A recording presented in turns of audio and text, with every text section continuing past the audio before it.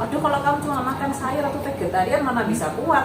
Sumbernya dari manapun, entah itu dari hewani maupun non hewani, selama terpenuhi cukup, ya itu sudah cukup. Itu bisa membangun otot kita gitu loh. Dan mulai mencoba menambah yang hijau-hijau.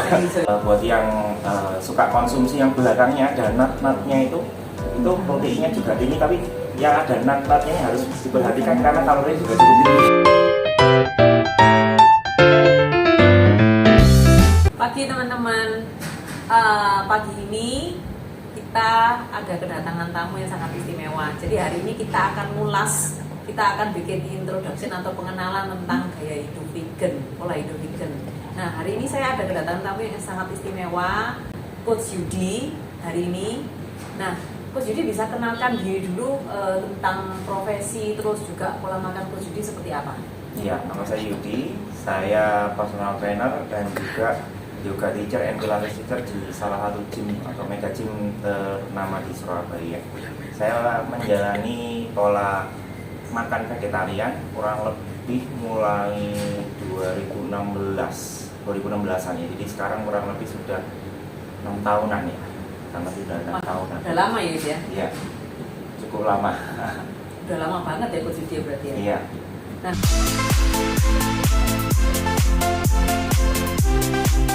ini gimana awal mulanya Coach Yudi untuk start pola makan vegetarian ini gimana? Karena kan Coach Yudi profesinya ini kan kayaknya bertolak belakang ya.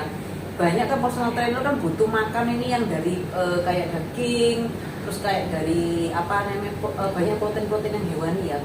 Banyak kan yang bilang, waduh kalau kamu cuma makan sayur atau vegetarian mana bisa kuat. Jadi gimana Coach? Iya betul. Jadi selama ini memang paradigma di masyarakat itu kan kamu kalau mau besarin badan, mau bulking misalnya, membangun massa ototnya biar ototnya besar, itu kamu harus banyak makan daging ya kan, banyak makan dada ayam dan lain sebagainya.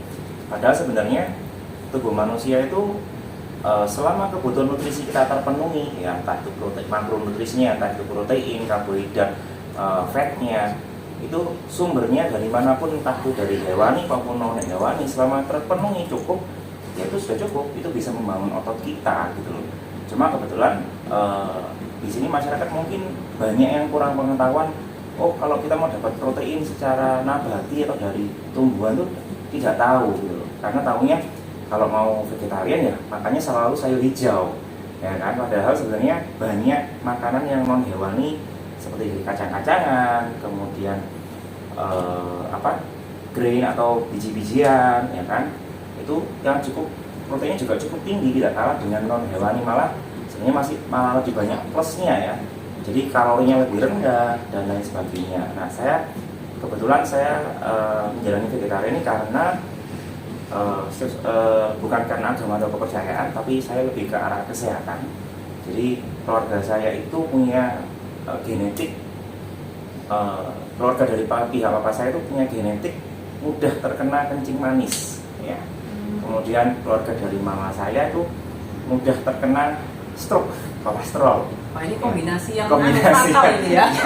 Yang ini kalau dibilang combo yang sempurna, tapi sempurna negatif ya Coach ya. Iya, jadi memang belum pasti saya bakal terkena seperti itu, tapi karena riwayat sejarah dari keluarga pihak papa dan mama saya, kurang lebih saudaranya meninggalnya semua seperti itu. Jadi ya berarti kan kalau saya tidak merubah pola makan saya, ya bisa kemungkinan saya juga bisa seperti itu ya. Jadi saya merubah pola makan saya ini supaya juga yaitu tadi supaya lebih ke arah kesehatan. Dan ternyata saya mendapatkan banyak nilai plus di samping untuk menjaga kesehatan saja ya. Paling gampang, saya dulu ketika belum vegetarian, saya dulu gemuk ya, sempat mengalami yo-yo syndrome. Jadi kalau ketika saya mulai nge-gym, ketika saya niat untuk diet ibaratnya ya, semangat diet, ingin badannya bagus bisa six pack dan lain sebagainya. Tapi ketika tiba-tiba udah semangatnya loyo, iya, jadi naik turun, iya betul, naik turun kayak naik kayak yoyo ya. Jadi tiba-tiba bisa balik gemuk lagi. Teman-teman yang di luar pasti juga pernah tahu gimana susahnya ya menurunkan berat badan, terutama yang tipe badannya seperti saya yang gampang gemuk. Nah, kemudian sejak saya vegetarian, saya menemukan lebih mudah untuk mengontrol berat badan saya gitu. Jadi kalau saya misalnya agak ngelos sedikit, oke naik, tapi setelah saya ngurangi sedikit misalnya mengurangi manis, gorengan dan sebagainya, dengan vegetarian saya nurunnya juga cepat, tapi juga tidak lemes. Kalau misalnya orang-orang biasanya kan sampai diet ketat dan sebagainya, tenaganya berkurang dan lain sebagainya ya. Tapi saya di sini dengan vegetarian saya makan kenyang, tapi body fatnya bisa turun. Oke. Jadi itu bonusnya tadi yang saya bilang tadi. Bonus ya itu ya Coach ya. Saya lebih mudah mengontrol berat badan saya sejak saya vegetarian ini. Wah itu pengalaman yang sangat bagus ya. Itu benar-benar ini pengalaman asli ya dari Coach Yudi sendiri ya.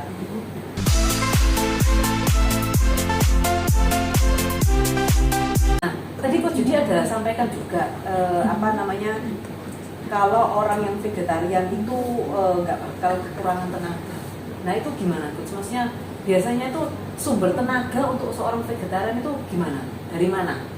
Iya, itu tadi seperti saya bilang tadi, banyak orang yang salah kaprah. Kalau kamu makan vegetarian nanti kamu nggak ada tenaga. Biasanya kan orang makan daging ya. Kalau kamu nggak ada makan daging, tenaganya dari mana? Angkat besi masa kuat dan sebagainya. Itu tadi, seperti saya bilang, tubuh manusia ini sebenarnya kalau selama nutrisinya terpenuhi, jadi terutama makronutrisinya ya. Kalau mikronutrisi itu udah lain lagi ceritanya, panjang kompleks ya. Makronutrisi kurang lebih karbohidrat, protein, fatnya udah terpenuhi, entah itu apapun sumbernya, maupun hewani maupun dari nabati, ya selama terpenuhi ya cukup. Jadi sebenarnya sama saja. Jadi misalnya saya terutama kalau saya membentuk otot ya untuk angkat beban dan lain sebagainya, olahraga kan terutama yang paling penting biasanya kan protein ya. Iya betul. Nah itu ya kita harus menambah pengetahuan kita. Kalau protein kan didapatkan secara nabati dari apa saja ya, paling gampang contoh misalnya di biji-bijian. Nah sekarang dia banyak di luar sana kan dari chia seed ya, quinoa ya kan, lentils dan lain sebagainya. Nah bisa dicatat ya teman-teman ya, biji-bijian ya satu ya Coach ya. Ya kemudian dari kacang-kacangan ya, kacang-kacangan di sini misalnya red bean ya kan, kacang polong, kemudian kacang kedelai dan kacang hijau ya, kacang-kacangan dari tumbuhan. Nah itu selain tinggi protein, bagusnya apa? Rendah kalori.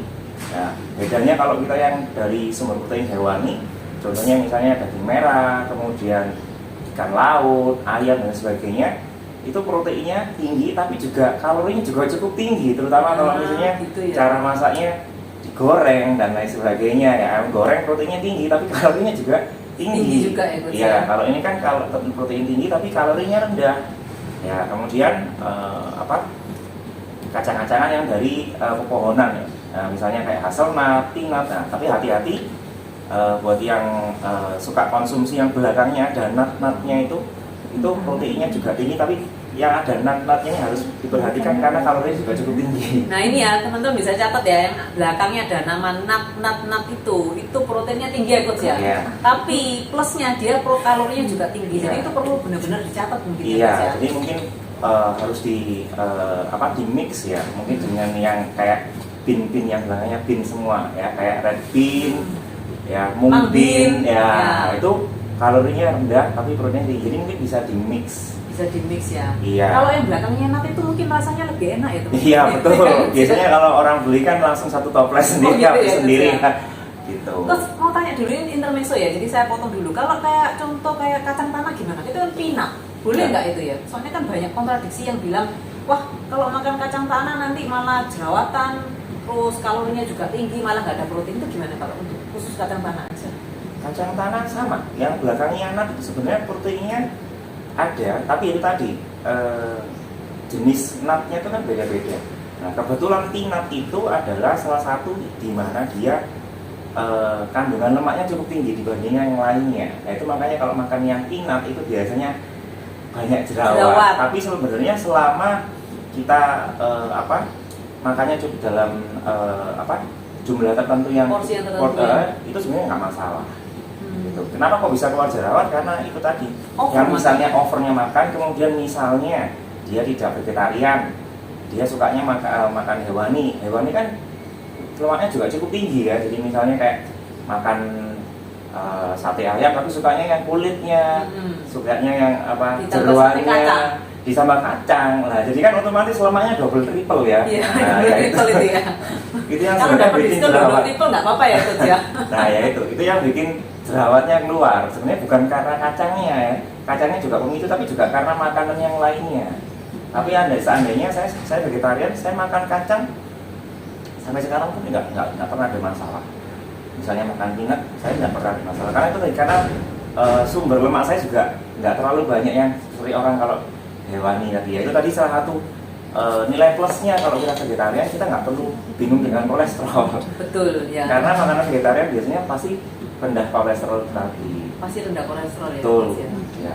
Tapi masih ada pro dan kontra juga, coach. Itu kan banyak juga beberapa yang sudah pola makan vegetarian. Tapi mereka mengeluh kayak ini, aku vegetarian, saya vegetarian tapi kok masih tetap ini ya gemuk. Terus ada juga yang kalau sudah menaun itu sampai diabetes. Nah, itu ya itu itu gimana, Coach? ya itu yang saya banyak juga yang bertanya seperti saya sama saya ya. Saudara saya ada yang vegetarian, ada yang tahunan ya. Tapi kok malah malah diabetes. Ya, itu kita harus ulas lagi dikupas lagi. Yang dimakan apa? Ya. Itu yang saya biasanya banyak bilang ini vegetarian abal-abal ya. Itu biasanya banyak makan yang gluten itu. Nah, Gluten itu, ya. Iya, gluten. Jadi misalnya vegetarian tapi makannya ayam goreng. Ayam gorengnya dari gluten gitu. Tepung-tepungan yang diolah itu tadi ya kan. Kemudian padahal itu selain dari tepung, kemudian juga ada kimiawi biasanya dari pabrik ya, sudah diolah sedemikian rupa, makanya campur nasi. Jadi karbohidrat plus karbohidrat, tepung plus karbohidrat, jadinya ya combo itu nanti lagi. Combo lagi ya. Iya. Itu soalnya kalau nasi putih sendiri aja kandungan gulanya udah sangat tinggi. Iya, teman-teman, iya, itu kan nasi putih sendiri sudah HCl kan. Yes, betul. Tepungnya juga HCl juga sama Betul. saja. Jadi ini perfect combo lagi nih ya, Perfect Coach, combo ya? lagi. Nah itu kalau yang seperti itu harus dikupas, makanya kalau saya vegetarian tapi kok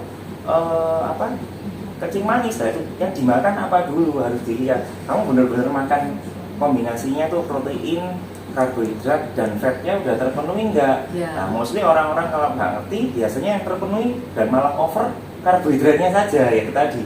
Makanya nasi plus gluten, nah akhirnya jadi combo. Proteinnya nggak ada, good fatnya nggak ada. Belum serat dan ini ya. Belum, iya. Seratnya nggak ada, terus vitaminnya nggak ada, mineralnya juga nggak ada. Betul, Coach, ya? iya. Otomatis kalau nggak makan sayur kan vitamin mineralnya nggak ada. Iya betul. Karbohidrat plusnya karbohidrat semua. Jadi pola makan vegetarian ini baik ya teman-teman. Tapi asal kalau kita nih bisa mengkombinasikan ya. Betul ya, kita harus tahu sumber-sumbernya, kebutuhan proteinnya, good fatnya, seratnya, karbohidratnya terpenuhi semua. Udah. Nah, itu sebenarnya nggak ada bedanya dengan dengan hewani, tapi malah itu tadi ada banyak plusnya. Saya bilang gampang mengontrol berat badan. Kemudian salah satu juga ini pengalaman saya sendiri. Saya dulu termasuk karnivora. Karnivor ya.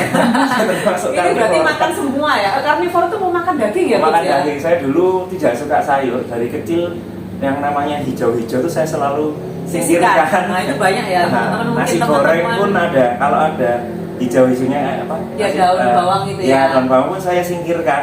Kacang polong pun saya singkirkan. Pokoknya kelihatan hijau no Kelihatan ya. hijau, no. Kelihatan merah, wah. Nah itu akhirnya karena pola makan saya seperti itu sejak kecil ya. Karena itu tadi orang tua saya juga mengajarkannya seperti itu. Makanya mungkin karena pola makan seperti itu orang tua saya akhirnya itu tadi combo, kena kencing manis sama kolesterol ya. Nah, itu yang saya ingin hindari. Nah karena pola makan saya seperti sejak kecil sampai kurang lebih sampai kuliah ya. Jadi saya itu termasuk mengalami sembelit. Bahkan pernah sembelit yang cukup parah itu pernah sampai 5 hari saya nggak buang air besar. Waduh. Ya, Gimana rasanya? tapi normalnya saya tuh 2-3 hari sekali. Nah, sejak saya mulai mengubah pola makan saya menjadi vegetarian, mulai mencampurkan sayur dulu ya. Saya kan nggak mungkin dari karnivora tiba-tiba jadi herbivora kan nggak mungkin Ya, ya. nggak mungkin. Butuh proses ya. Kalau tadi saya sejak mulai memasukkan yang hijau-hijau ke dalam pola makan saya itu mulai pelan-pelan mulai berangsur membaik. Ya, yang mungkin 3 hari, dari 2 hari, lama-lama ketika full saya vegetarian, saya lancar tiap hari buang air dan tidak pernah ada masalah. Tidak pernah ada masalah ya. Jadi teman-teman kalau ada yang punya masalah sembelit ini Betul. juga salah satu ini ya pengalaman langsung dari Coach Yudi ya. Jadi sembelit itu sebenarnya karena pola makan yang salah yang kurang serat ya Coach ya. Betul. Jadi kita bagi teman-teman yang udah vegetarian pun kalau pola makannya masih salah, terus gizinya itu nggak seimbang, nutrisinya nggak seimbang, itu nanti juga akan sama seperti tadi ya Coach ya. Mengarahnya juga ke penyakit-penyakit kayak diabetes, kolesterol, kayak gitu ya Coach ya. Betul, ini pengalaman saya sendiri juga karena kebutuhan vitamin dan mineral saya, terutama yang membuat kita tidak mudah sakit itu kan sebenarnya vitamin dan mineral, benar ya? Betul. Kan vitamin terutama itu kan tameng kita pertama kali dari sumber penyakit ya. Saya sejak vegetarian kurang lebih 6 tahun ini, saya nggak pernah sakit, cuma pernah sakit sekali, itu pun karena kebetulan saya naik motor, saya kehujanan. Oh, masuk angin. Masuk angin ya, akhirnya itu malah sebelum corona aja ya.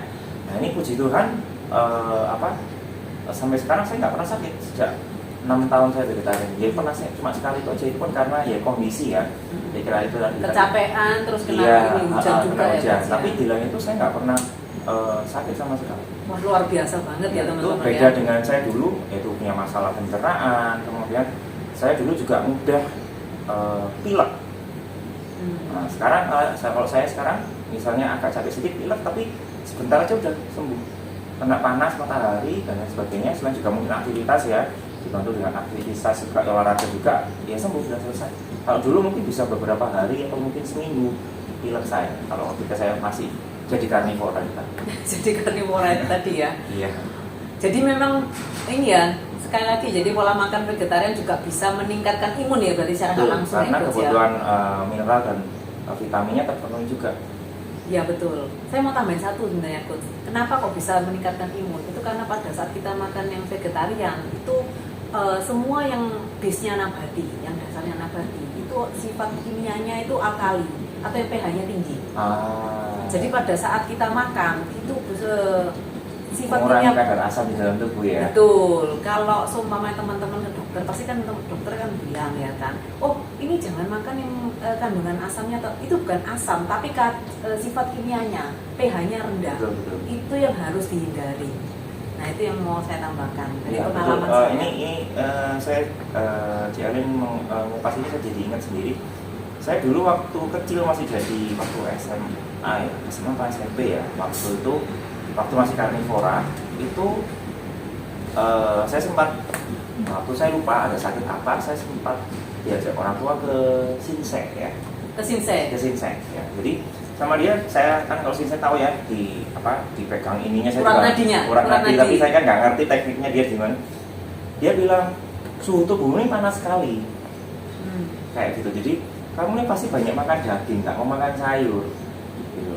Oh iya, saya baru tahu lah.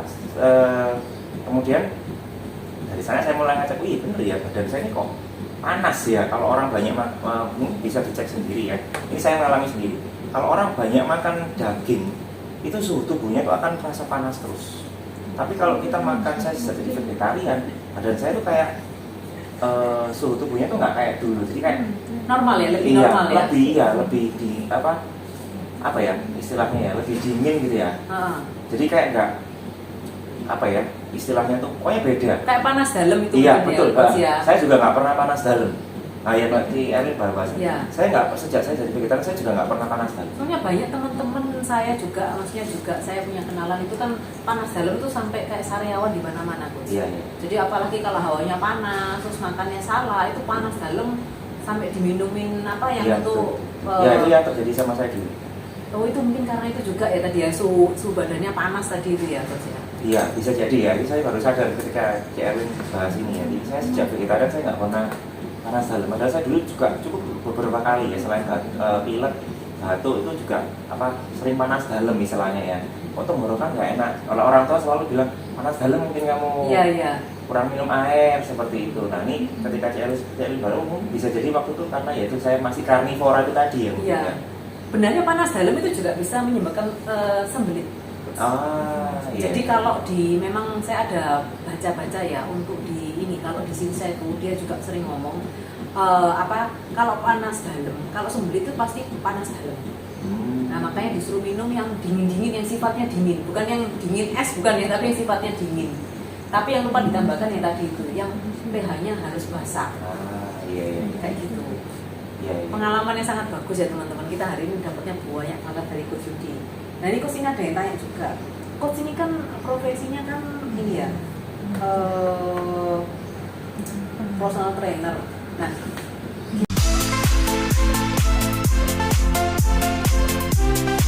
gimana cara ngatur makannya terus?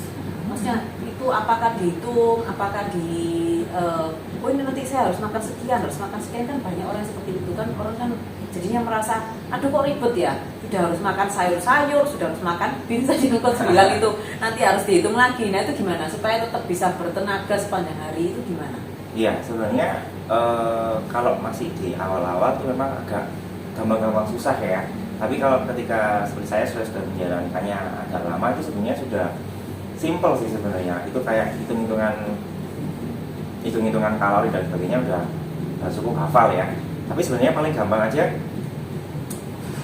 tubuh manusia itu sebenarnya kalau kita membangun otot terutama ya, apalagi yang Anda ingin menurunkan berat badan, kan vegetarian ini bisa membantu banyak ya tadi, karena kalorinya rendah, kemudian kolesterolnya juga rendah dan lain sebagainya ya. Nah itu paling gampang sebenarnya konsepnya sama kalau kita menurunkan berat badan ya. Carilah makanan yang tinggi protein tapi rendah rendah karbohidrat, rendah sugar. Nah kemudian kalau misalnya mau turun berat badan juga harus defisit kalori. Nah di sini paling gampang ini tadi defisit kalori. Seperti saya bilang tadi, kalau makan sayuran kalorinya rendah tapi proteinnya tinggi. Nah, jadi carilah makanan yang proteinnya tinggi. Contohnya itu tadi kacang-kacangan, yang dari yang bin yang belakang. Tadi ya. Kalau yang mau nut boleh di mix, tapi hati-hati karena yang nuts ini juga lemaknya tinggi, kalorinya juga tinggi. Jadi dikira-kira sendiri.